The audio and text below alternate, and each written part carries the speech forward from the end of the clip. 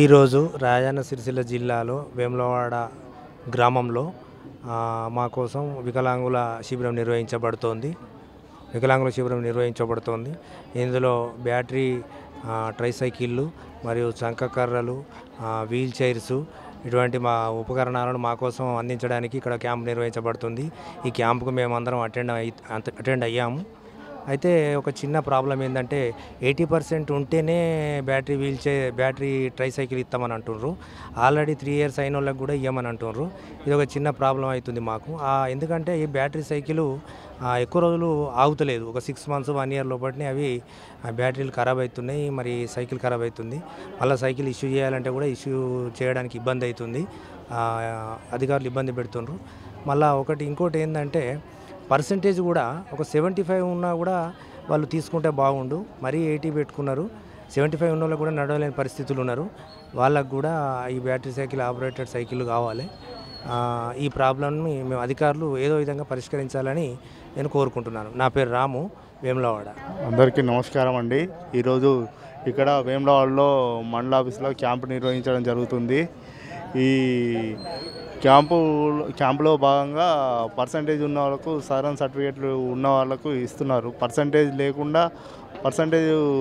లేకుండా వేరే రకంగా కూడా పర్సంటేజ్ చూసి తక్కువ పర్సంటేజ్ ఉన్నా కానీ అందరికీ న్యాయం జరిగే విధంగా అందరికీ ఈ క్యాలిపర్స్ పరికరాలు ఇవ్వాలని కోరుతున్నాము.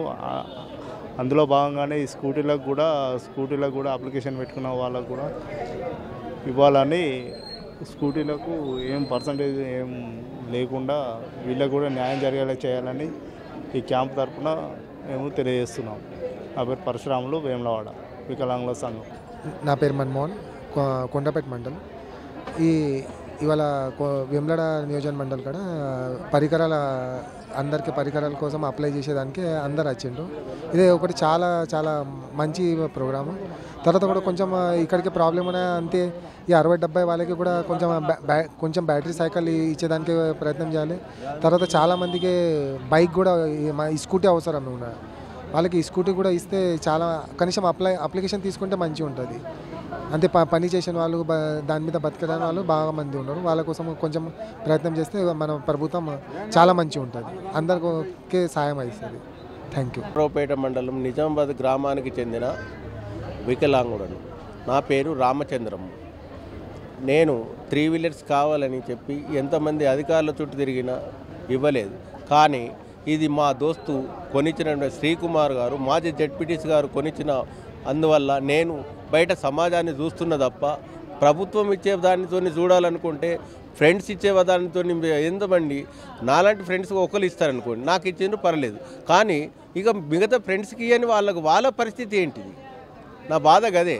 నాకు ఇచ్చింది నేను దోస్తు ద్వారా లబ్ధి పొందినా సరే, ప్రభుత్వ పరంగా ఎవరికైనా నాలాంటి వికలాంగులందరికీ ఇవ్వాలని చెప్పి నా మనవి. నా పేరు శ్రీనివాస్, నాది రుద్రవరం గ్రామం, వేములవాడ మండలం.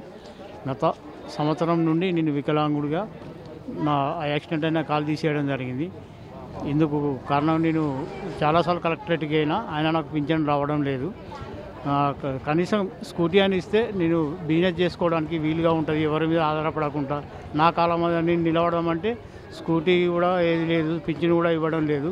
ఇది చాలామంది అందరూ వికలాంగులు కోరుకునేది ఇదే. ప్రభుత్వం దయచేసి వికలాంగులందరికీ స్కూటీలు ఇప్పించగలరని నా యొక్క మనవి. ఈరోజు దివ్యాంగుల ఉపకరణకి క్యాంపు ఏర్పాటు చేయడము చాలా సంతోషంగా ఉన్నది. ఇలాంటి క్యాంపులు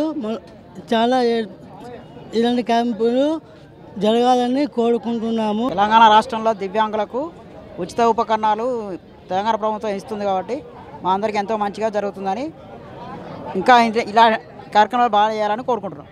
అందరికీ నమస్కారం. మాది కోనరాపేట మండల్, వట్టిమల్ల గ్రామం. నేను 10th వరకు చదువుకున్నా.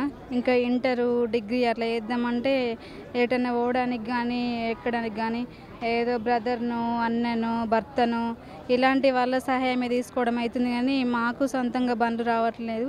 మళ్ళీ అందులో నాకు 50% ఇచ్చిర్రు, పర్సెంటేజీ మొత్తం మీకు రాదమ్మా అని చెప్పేసి మాట్లాడుతుర్రు సార్. అట్లా అని చెప్పేసి ఇట్లా అంతకుముందు కూడా చాలాసార్లు అప్లికేషన్ పెట్టినాం, మీకు రాదు, మీరు డిగ్రీలు చేయాలి, పీజీలు చేయాలి అని చెప్పేసి మాట్లాడుతుర్రు. మళ్ళీ అందులో నాకు పర్సెంటేజ్ తక్కువ ఉంది కాబట్టి ఇంకా మొత్తానికి అసలు పట్టించుకోవట్లేదు సార్. అంటే నాలాంటి వికలాంగులు ఎంతోమంది ఉన్నారు చేసిన వాళ్ళకు కూడా పర్సెంటేజ్ తక్కువ ఉండి వేరే వాళ్ళ మీద డిపెండ్ అయి బ్రతకడం. ఇప్పుడు అన్ననో భర్తనో తమ్ముడు ఎవరు ఎక్కించుకొని పోవడం, లేకుంటే బస్ కోసం వెయిట్ చేయడం. బస్సులలో మళ్ళీ మాకు సీట్లు దొరకట్లేము. సీట్ల కోసం మేము ఊరు వచ్చేంత వరకు వెయిట్ చేయాలి. ఊరు వచ్చేంత మటుకు వెయిట్ చేయాలంటే మాకు కాలు వెయిట్ ఆగది. అట్లా మాకు ఏదో 3 వీలర్ మోటార్ వెహికల్ ఇట్లా ఈ ప్రభుత్వం అన్నా సహాయం చేస్తుందని అడుగుచున్నాము. ఎటన్నా షాప్కి వెళ్ళాలన్నా బయటికి వెళ్ళాలన్నా మాకు చాలా ఇబ్బంది అవుతుంది. మళ్ళీ రేషన్ షాప్కి వెళ్ళాలన్నా ఇప్పుడు అక్కడ లైన్లు కట్టి నిలబడాలి, రేషన్ బియ్యం తెచ్చుకోవాలి. ఇప్పుడు మాకు భర్త లేడు, భర్త ఎక్కడో దేశాలలోనో ఏటో పనులకు వెళ్తారు. మేమే వెళ్ళి రేషన్ షాప్కి వెళ్ళి ఇప్పుడు నాలాంటి వాళ్ళు చాలామంది ఉన్నారు భర్త లేకుండా, ఇట్లా వికలాంగులు అయ్యుండి భర్తలు విడిచిపెట్టిన వాళ్ళు సొంతంగా చేసుకోవడం, ఏదో వర్క్ చేసుకోవడం, షాప్కి వెళ్ళి ఏమైనా తెచ్చుకోవడం ఇట్లాంటివి చాలా ఇబ్బందికరంగా ఉంది. మళ్ళీ మా కోనరాపేట మండలంలో వేరే మండలి వాళ్ళకు చాలా ఇచ్చారు బైక్స్, వెహికల్ మోటారు. మా కోనరాపేట మండలి వాళ్ళకు చాలా తక్కువ వచ్చినాయి, ఒక 5-6 వెహికల్స్ మాత్రమే వచ్చినాయి. మా కోనరాపేటలో అసలు మా వెహికల్సే ఇవ్వలేరు. బ్యాటరీ సైకిల్ అట్లాంటి బ్యాటరీ తొందరనే మధ్యలో ఖరాబ్ అవ్వడం, బ్యాటరీ పని చేయకపోవడం, మళ్ళీ వేరే దానికి అప్లికేషన్ పెట్టుకుంటే అవి రాకపోవడం. మీకు అది ఉంది కదా బండి, దాంతోనే అడ్జస్ట్ చేసుకోండి అని చెప్పేసి అనడం, అది పని చేస్తలేదు. బ్యాటరీ తొందరనే మధ్యలోనే ఖరాబ్ అవుతుంది. అట్లా చాలా మంది ఖరాబ్ అయినాయి. ఇప్పుడు వట్టిమల్లలో కూడా 1-2 ఖరాబ్ అయినాయి. అట్లా ఖరాబ్ అయ్యి మూలకు పడేసి వాళ్ళు నడవడానికి సంకకర్రలు పెట్టుకొని నడవడం, ఇట్లా కాలు పట్టుకొని నడవడం, అట్లాంటివి చాలా ఇబ్బందికరంగా ఉంది సార్. గవర్నమెంట్కు మాలాంటి వాళ్ళకు మోటార్ వెహికల్ ఇవ్వాలని కోరుచున్నాం అన్నయ్య. ఎందుకంటే నాలాంటి జాబ్ చేసే వాళ్ళు చాలా సఫర్ అవుతూ ఉన్నారు. ఇప్పుడు బస్సులలో సీట్లు దొరకడం లేదు. ఫ్రీ బస్ అయినప్పటి నుండి మళ్ళీ సీట్లు దొరకడం లేదు.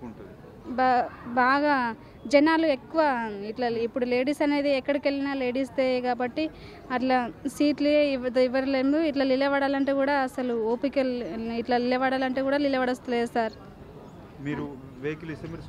వెహికల్ ఇస్తే మేము ఏదో ఒక ఉద్యోగము కానీ, అంటే అలాంటి చదువుకొని లేని వాళ్ళు కూడా జాబ్ ఉన్న అన్నయ్యలు అంటే ఎట్లా పోగలరు, చేసుకోగలరు. మాలాంటి చదువు లేని వాళ్ళు, మధ్యలో ఆపేసిన వాళ్ళు స్టడీ చేయాలనుకుంటారు. స్టడీ చేయడానికి కూడా ఇప్పుడు ఎగ్జామ్ ఫీజు కట్టడానికి కూడా ఒకళ్ళ మీద ఆధారపడే పోవడం జరుగుతుంది సార్. ఎగ్జామ్కు టైంకి అందాలంటే అదే మన వెహికల్ మనకుంటే మనం ఎగ్జామ్కు టైంకి అందగలుగుతాం. ముఖ్యమైన పనులు కూడా చేసుకోమని, ఏదైనా షాప్ పెట్టుకోవడానికి కానీ, ఏదైనా చిన్న వ్యాపారాలు చేసుకోవడానికి సార్. ఇలాంటి కొంచెం ప్రభుత్వం మా గురించి ఆలోచించి మోటార్ వెహికల్స్ ఇవ్వగలరని కోరుచున్నాం సార్.